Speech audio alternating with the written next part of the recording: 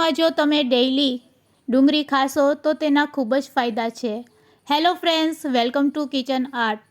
ગરમીમાં લૂથી બચવા આજે આપણે બનાવીશું નવી રીત સાથે ડુંગળી અને કાચી કેરીનું કચુંબર. આ રીતે જો તમે કચુંબર બનાવશો તો શાક બનાવવાની પણ જરૂર નહીં પડે. રોજ જમવામાં લેશો તો ખૂબ જ ફાયદા થશે, ઝડપથી બની જશે અને ખૂબ જ ટેસ્ટી લાગશે. તો ચાલો શરીરને ખૂબ જ ફાયદાકારક આપે તેવું કચુંબર આજે બનાવતા શીખીશું. રેસીપી સારી લાગે તો લાઈક અને શેર કરજો. મારી ચેનલ ઉપર નવા હોય અને મારી ચેનલને હજુ સબસ્ક્રાઈબ ન કરેલ હોય તો સબસ્ક્રાઈબ કરી બાજુનું બેલ બટન દબાવવાનું ભૂલશો નહીં, જેથી કરીને તમને મારા નવા વિડીયોનું નોટિફિકેશન મળતું રહે. તો સૌપ્રથમ આપણે ડુંગળી લેશું. અહીંયા કોઈપણ સાઇઝની તમે ડુંગળી લઈ શકો છો અને તમારે જેટલી ક્વોન્ટિટીમાં આ કચુંબર બનાવવું હોય તેટલી ડુંગળીનો ઉપયોગ કરી શકો છો. તો આપણે પહેલાં ડુંગળીને એકદમ ઝીણી ઝીણી સમારી લેશું. તેની પહેલાં તેના છોતરાને આપણે આ રીતે દૂર કરી લેશું. તો અહીંયા હું ફક્ત 2 ડુંગળીનો જ ઉપયોગ કરવાની છું. 2 ડુંગળીને આપણે ઝીણી ઝીણી ચોપ કરી લેશું. ચોપરની મદદથી અથવા તો આ રીતે ચાકુથી પણ તમે તેને ઝીણી ઝીણી ચોપ કરી શકો છો. તમને જે રીત ફાવે તે રીતે તમારે આ ડુંગળીના ઝીણા ઝીણા આ રીતે ટુકડા કરી લેવાના. તો તમે જોઈ શકો છો કે ડુંગળીના આપણે કેવા ઝીણા ટુકડા કરવાના છે. બસ આ રીતે આપણે ડુંગળીને ચોપ કરી લેશું.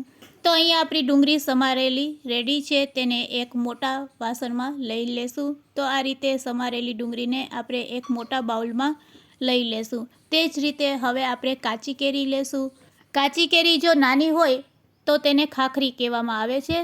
તો અહીંયા આપણે ખાખરીનો ઉપયોગ કરીશું. તમારે જેટલી ક્વોન્ટિટીમાં કાચી કેરી એડ કરવી હોય તેટલી એડ કરી શકો છો. તો અત્યારે મેં મીડિયમ સાઇઝની 2 કાચી કેરી લીધેલી છે. તેને ચાકુથી આપણે આ રીતે કટ કરી લેશું. તેના પણ આપણે નાના નાના ટુકડા કરી લેશું. જરૂર લાગે તો તમે ચોપરનો પણ ઉપયોગ કરી શકો છો.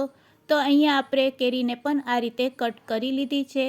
કાચી કેરીને પણ આપણે મિક્સિંગ બાઉલમાં એડ કરી લેશું. હવે આપણે એક મસાલો બનાવીશું. તેના માટે આપણે અડધી ચમચી જેટલું જીરું, 2 મીડિયમ સાઇઝના મરચાં તીખા કટ કરીને લેશું અને થોડુંક મીઠું એડ કરી દેશું. હવે આપણે ખાંડરી દસ્તાની મદદથી તેને ક્રશ કરી લેશું. આ રીતે ક્રશ કર્યા પછી તેમાં આપણે સિંગદાણા એડ કરવાના છે.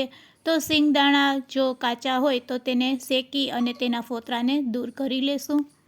તો અહીંયા મરચાં અધકચરા ક્રશ થઈ ગયા છે. બસ હવે તેમાં આપણે શેકેલા સિંગદાણા એડ કરી દેશું. શેકેલા સિંગદાણામાંથી ફોતરાને આપણે દૂર કરી લેવાના. અહીંયા તમે ખારી સિંગનો પણ ઉપયોગ કરી શકો છો. તો તેને પણ આપણે અધકચરા આ રીતે ક્રશ કરી લેશું.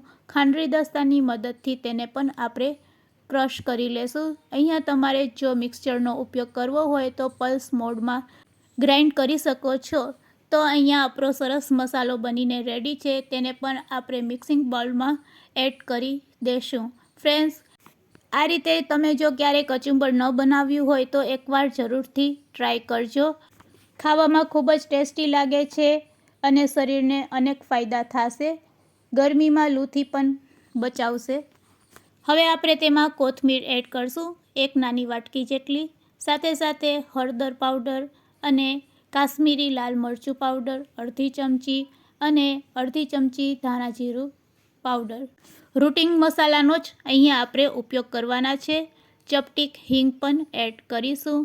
હવે આપણે વઘારિયામાં તેલ ગરમ કરીશું અને તેલ સારું એવું ગરમ થઈ જાય પછી તેને રેડી કરેલા આ મિશ્રણમાં એડ કરી દેશું. તેની પહેલાં આપણે સ્વાદ અનુસાર મીઠું એડ કરશું. તો અહીંયા સરસ તેલ ગરમ થઈ ગયું છે.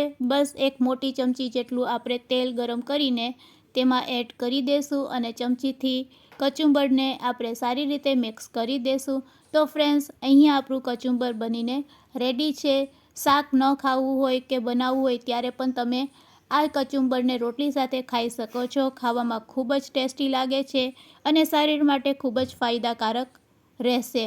તો ફ્રેન્ડ્સ છે ને, એકદમ બનાવવું સહેલું અને આ કચુંબર તમને લૂથી પણ બચાવશે.